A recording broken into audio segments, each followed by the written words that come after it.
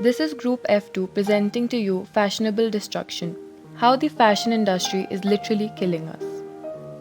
We'll be analyzing the environmental and psychological impacts of fast fashion and also discuss practical solutions to remain fashionably sustainable. Many of us may not know this, but the fashion industry is responsible for approximately 10% of the global carbon emissions. Not only air, it contaminates various natural and vital resources like water and soil too, affecting growth of plants, resulting in development of diseases in human beings. Apart from diseases, the fashion industry has also managed to influence people mentally. This will be explained further in the video using the movie Confessions of a Shopaholic as an example. Visualize pollution. When we visualize pollution, a few pictures come to our mind. Mostly cars, factories emitting black clouds of smoke, or the obnoxious oil industry. But we rarely think about the clothes we wear. We don't think about the pollution our clothes have caused or will cause after we are done wearing them. Did you know that the fashion industry is the second largest polluter in the world? The environmental damage caused by the fashion industry is growing each passing day. We will now talk about water pollution and the fashion industry. In most countries, textile factories do not treat their wastewater. This wastewater contains toxic substances like arsenic, mercury, and lead, which are fatal for aquatic life and people living on river banks. This contaminated water eventually spreads around the globe. The use of chemical fertilizers and pesticides in cotton cultivation is a major concern. 20,000 liters of water is needed to produce just 1 kg of cotton. This has led to desertification of Aral Sea. Not just this, but when we wash our synthetic clothes, we release 1,900 individual microfibers into water. These microfibers then end up in microorganisms, which are eaten by small fish followed by bigger fishes, and plastic is introduced to our food cycle. After discussing how the fashion industry has impacted water resources, we will now talk about another very important resource, soil. Soil is not just important for cultivation of crops, but also to absorb CO2. The fashion industry is a major cause of soil degradation. 90% of Mongolia's surface is facing the threat of desertification due to excessive grazing of Kashmir goats. Chemical fertilizers, pesticides are used for cultivation of cotton. Along with this, chemicals are also used in fashion supply chain, fiber production, dyeing, bleaching, processing, and treatment of garments. This degrades the quality of soil. It is high time that we question, is all the environmental damage worth our fashion? Addictive shopaholicism. Like Rebecca Bloomwood from Confessions of a Shopaholic or Carrie Bradshaw from Sex and the City, we've all felt the euphoria of strolling the mall with a cart full of expensive new items we cannot afford. We experience an inexplicable dopamine rush, fueling our ego to own more than we ever need.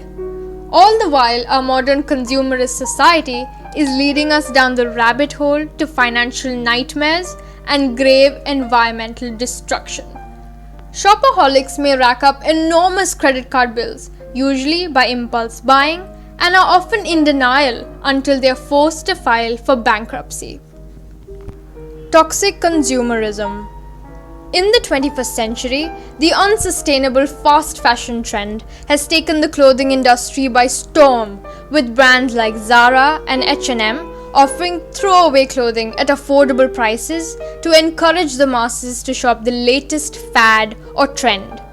A NAPO study estimates that 80% of your clothing is worn only 20% of the time. This disposable, low-quality outlook on clothing has also quickened the process of ocean and land damage, as these deceptively beautiful outfits cannot be recycled and instead occupy space in ever-growing landfills and dying rivers. Human rights violations. Hidden beneath the facade of panache and haute couture lies the sinister human cost of fast fashion. Brands like Gap and Adidas have received immense backlash for their infamous sweatshops in developing nations like Bangladesh and India, which mostly employ women who are forced to work 14 to 16 hours a day to fuel the numerous fast fashion collections and their 15 minutes of fame.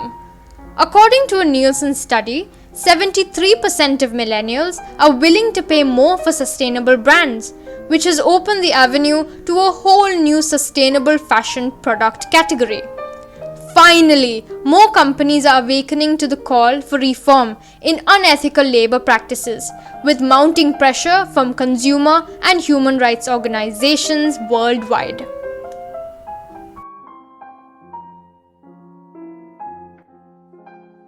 Let's look at a few possible solutions to the problems caused by the fashion industry.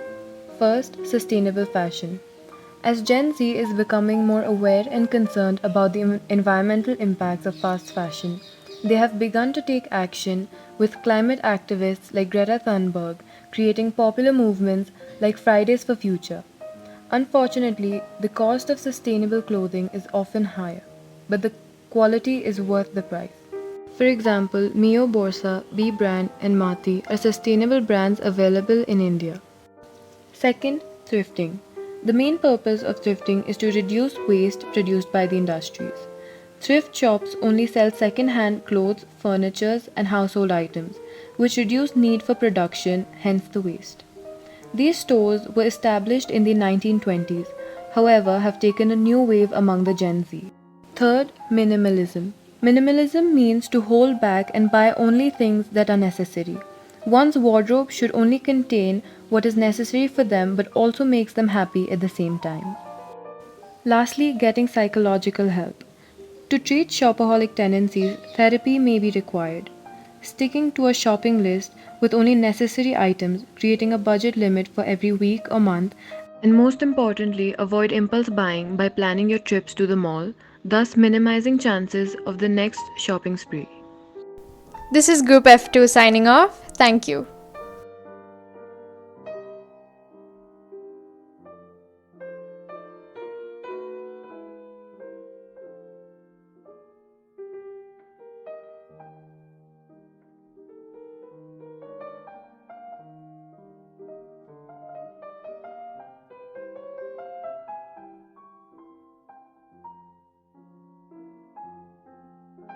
You naughty, naughty. You teasing me, you naughty, naughty.